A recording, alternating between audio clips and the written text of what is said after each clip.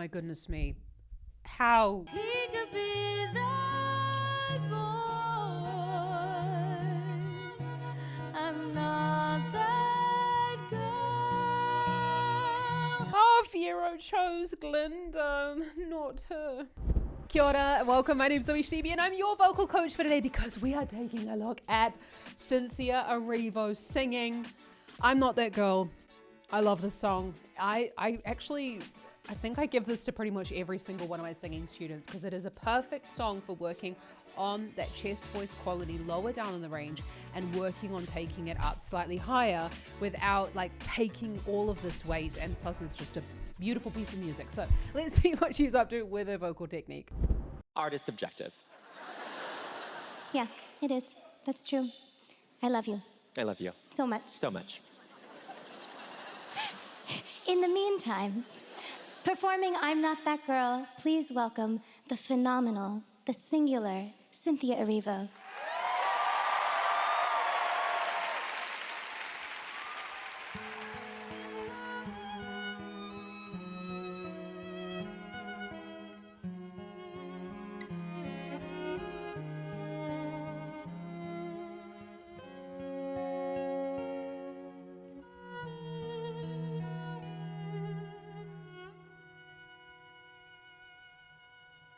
Hands touch, eyes meet, sudden silence, sudden heat, hearts leap in a giddy whirl. Oh my goodness me. How stunning. I feel like I could say that a bajillion times, but she just has such a flexible larynx. So you got the hands touch on the F sharp 4, F sharp above middle C. So actually on quite thin vocal folds. And now this is getting into the slightly darker quality that I wasn't hearing in The Wizard and I. And I think that this is brought on by that lovely thyroid tilt that is really bringing in that warmth to the sound. Let's go back on that.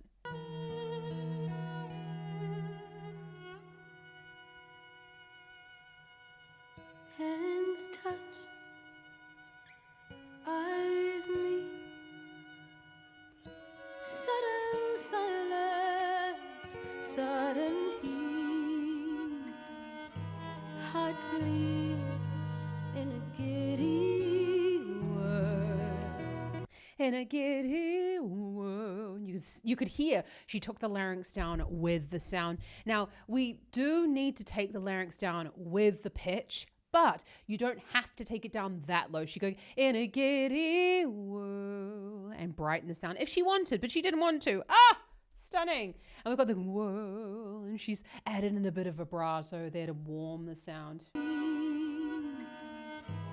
Hearts leap in a giddy whirl.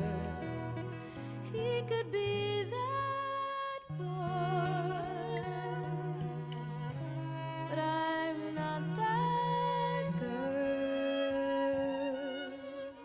So we're seeing her sing in quite a closed teeth position there. Now, this could be due to a whole bunch of reasons. This could also be a way to keep the volume quite quiet, but I'm not that girl. You don't have to, but she is in quite thin vocal folds at this point.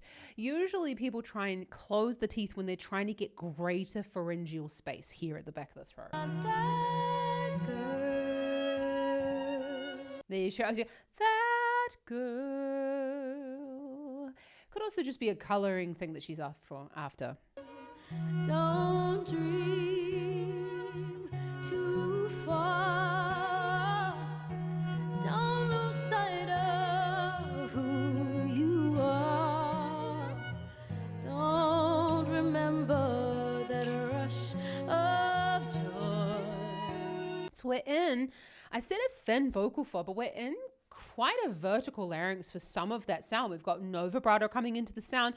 It doesn't sound quite as warm as at the end of the phrases. Now, vibrato is much easier to bring in to that. Look, Cynthia Erivo could vibrato like anywhere that she wanted in her song. I'm just saying that actually, like, physiologically, vibrato is always easier when we're training to bring in at the end of the phrase, because we tend to have less pressure on the vocal folds and we just tend to have the right amount of balance between vocal fold closure and breath pressure in order to allow the vibrato to come through. But that's actually something that needs to be looked at on a case-by-case basis. So if you would like to learn more about vibrato, then join my online singing school, the Vocal Academy, because the community section is completely free. And then you can know when I'm going to be bringing out the training course all about vibrato, because it's so badly taught out there.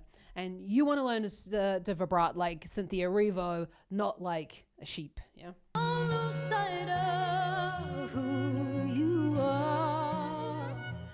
Don't remember that rush of joy. He could be that boy. And then you go, he could be that. I really think that she's gone into a vertical larynx position. I don't have the feeling like there was a lot of laryngeal tilt going on there. And we're sort of like seeing these themes emerge throughout the concert as we're looking at like The Wizard of Nine, Defying Gravity, straight tone. Like, it's really like singing to my ears. This is this like very little thyroid here. She goes, bye. She's like warming up the ends of those phrases. Don't remember that rush of joy. He could be that boy. I'm not that girl. Every so often we long to steal to the land of what might have been. But that, And we're hearing and she's like allowing that vibrato to come in there. So we've got honestly quite a similar voice quality going on throughout this section. You can see though that she's very cool, calm and collected, and we know that someone working at Cynthia's level, this song might appear to be really easy, but the easiest songs are always the hardest to sing, because they require so much more of our acting skills. And obviously Cynthia is like incredible at both of those, so this is no problem for her. Really feel that she's in the moment, she's responding to someone. Well, actually no, in this moment she's responding to herself, but you can hear all of those, you can see all of those thoughts going across her face as she's singing. don't remember that rush of joy. He could be that boy. I'm not that girl. Every so often we long to steal to the land of what might have been, but that doesn't soften the ache we feel when reality sets back in.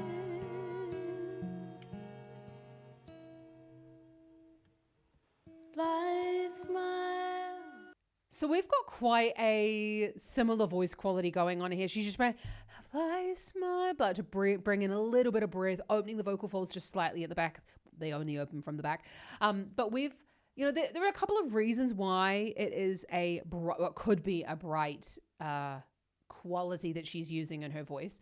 Firstly, it could just be what she wants, and that can be down to larynx size, larynx position, but also the mouth shape and the tongue position. They play a huge role in the way that we are shaping the sound. So you can see there, he could be that boy. I see this online as well about like people saying that there's like one mouth position to like, that's the way that they are. And it's so incorrect that it drives me batty when I see those things. And I want to like just like yell for you all to be like, they're lying. Because there is no one way for us to hold our mouth. There's no one way for us to hold our tongues. We need to be flexible because everybody has different mouth shapes. Everybody has different tongue positions, tongue lengths, and they play a huge role on the stability of the sound. So what is the sound that we are trying to achieve? She's wanting to achieve a brighter sound. So therefore, if we spread out, he could be that boy. If we were wanting to bring in slightly more of the darkening bringing all those lower frequencies into the sound, and you don't have undertones, so you can only have overtones over top of the note or the fundamental, the note that you're singing. But if you're wanting to bring in some of the lower overtones, here could be that boy. Now, I didn't do shit other than change my mouse position, but that mouse position has a knock-on effect for the rest of my vocal tract. Very different, very stylistically different in terms of like what are you looking for? You know, this wouldn't just be her decision, so it would be like the musical director, Steven Schwartz, like a whole bunch of people had a say in that sound. Don't remember that rush of joy. He could be that boy. And did you see that? Don't remember that rush of joy. And she allowed that darkening kind. Here could be. I mean, I can't do that because that's also not the way I sing. But she went straight back into that straight tone. Love it. I'm not that girl. Every so often we long to steal to the land of what might have been, but that doesn't soften the ache we feel when reality sets back in. Beautiful flexibility. How he sets back in. A little bit of vibrato coming in there. You see though that it is regular and we don't have a wide amplitude. So the difference in the notes is not very wide because a true vibrato is actually quite fast. Anything where we have a slower vibrato rate would usually be created here at the back of the throat, pharyngeal vibrato. I was talking with someone earlier and they were saying that it sounded like a forced vibrato. So maybe I've said that before, maybe I have. There's lots of different ways that we can create vibrato. And they're all beautiful. It just depends whether you're stylistically looking for that. And also like what's stylistically appropriate as well, right? Sets back in.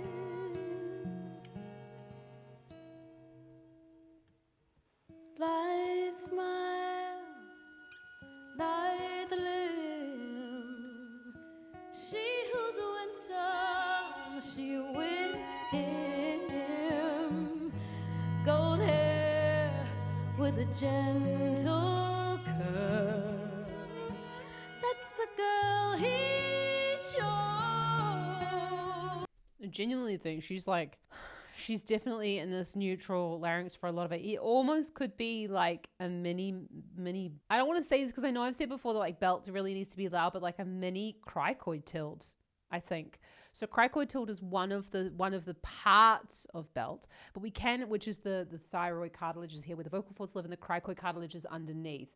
And when the cricoid cartilage actually tips back, this is what happens in some accents as well when people are talking. Maybe that's even what's happening. I don't trust my ears right in this moment. I have to have a talk with a singing teacher about this. So let's go. You go, my smile. And I like, she who's winsome, she wins him. Almost like a little bit of a that sad kind of cry in that moment to emphasize the point that it's not her. There you go, him.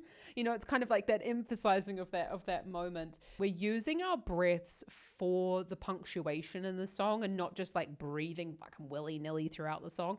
She's using it so appropriately that, I mean, obviously it's Cynthia Erivo, but you know, not everybody's perfect, but we're saying that she's breathing where it needs to breathe to further the story and like where the character would breathe rather than being like, she wins him. She's using that breath as an emphasis. Blithe smile, lithe limb. She who's winsome, she wins him. Gold hair with a gentle curve. That's the girl he chose. I love that vowel choice. Chose like a real moan in that moment. It's like she's so upset that Fiero chose Glinda, not her. Gold hair with a gentle curve. That's the girl he chose. And you see the chose bringing the jaw forward, increasing that pharyngeal space to darken that sound. And never know I'm not that girl.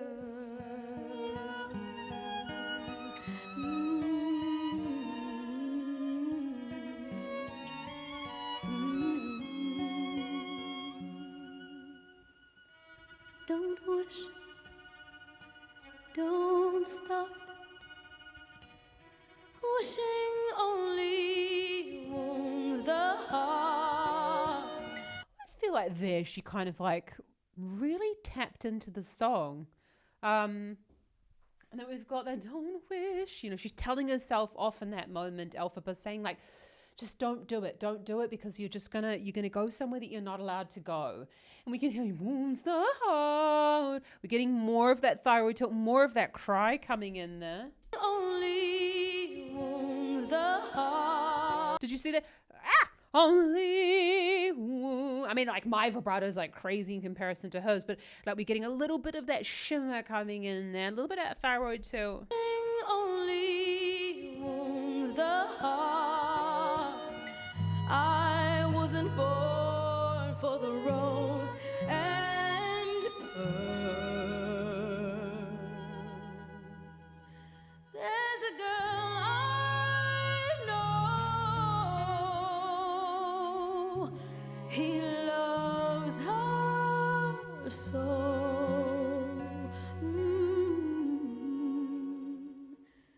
I'm not that girl.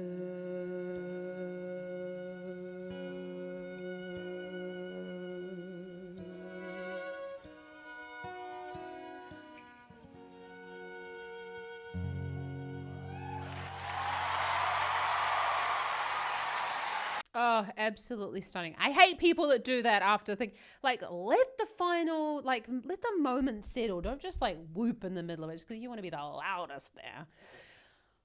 Let the moment settle and let's enjoy it. So I'm not that good. We've got to take the larynx down. This is where flexibility in the larynx comes in to play. And can you hear now why I give this to like so many MT singers? Because it sits for quite a lot of people like right on that border of the passaggio. It's a really hard song to sing. So this is probably slightly less musical theater than I would expect. I know I've seen the movie. Yes. It's not my decision. This is slightly less musical theater than I have seen. I haven't seen the American version, but then I've seen and the performances of the people from the West End. And obviously the people singing it like obviously the way that Adina sang it, she sang it a little bit more, which we call musical theater-ish, which would be with a lot more thyroid tilt and a lot more of the thinning of the vocal folds. But again, that's just something that needs to be done with the musical director. Like it sounds stunning, it sounds beautiful, a little bit more poppy with those kind of like they're not in the sheet music, but very cool that she's also been allowed to make those changes for this performance, because I think it also just brings in a different color when you're making those different changes in the live performance. Oh my goodness me, so stunning. Wow. Let me know down in the comments if you were there. Have you seen the whole thing? Have you watched it multiple times? I'd love to hear from you. I've only seen it once just yet, but now obviously I'm watching all the performances again. I love the way that their voices, both Ariana Grande and Cynthia Erivo's voices, have really developed over the last 5 years. Like when you think about when they were recording the movie, like Ariana's voice has just like really come into this classical sound. And I think it's so beautiful. And I can't wait to have a look at No One Mourns the Wicked. Like I was just blown away at how much more stable the sound was. And I actually wish that they would go in and like re-record those vocals. And I'm sure that she wishes the same thing. Like her voice has just blossomed into this role. And I actually really think that the vocals are way better now than they are in the movie themselves. But, you know, come at me if you want in the comments. Wow, incredible. If you want to learn to do anything we just talked about there, if you want to work on this song, or you're like, hey, Zoe, I really want to work on that passaggio, like a lot of these technical points, it is really about hitting specific parts of your voice, different parts of the range. If you're struggling with tongue position, this needs to be looked at on a one-to-one basis. And I implore for you. If you have searched the internet and been like, Zoe, I feel like everybody's saying different things, I get you. It's annoying. A lot of people out there online are not actual singing teachers. I've been teaching singing for 18 years and I'm not trying to toot my own horn, but I'm constantly evolving, constantly learning. And the singing teachers inside the Vocal Academy are doing exactly that. We work without a aesthetic bias. So I'm not saying if something's good or not good. That's not up to me to decide. It's what you want to do with your beautiful voice, and not up to me to tell you like, that's not what we're after. Obviously, musical theater is quite prescribed. That's slightly different if we're looking for that kind of singing. But in terms of pop and any other musical styles, I mean, classical is quite prescribed as well, but like any other musical styles, we're wanting to explore you as a singer and working on bringing out those sounds for you, because my ultimate goal is to help you, or our ultimate goal is to help you to really find your true voice, but find what you feel reflects you best while you're singing the songs that you love. I'm going to get off my soapbox a little bit, but you got all the details down in the description below. Join in with my online singing school, the Vocal Academy. You can do it completely free to join in our community.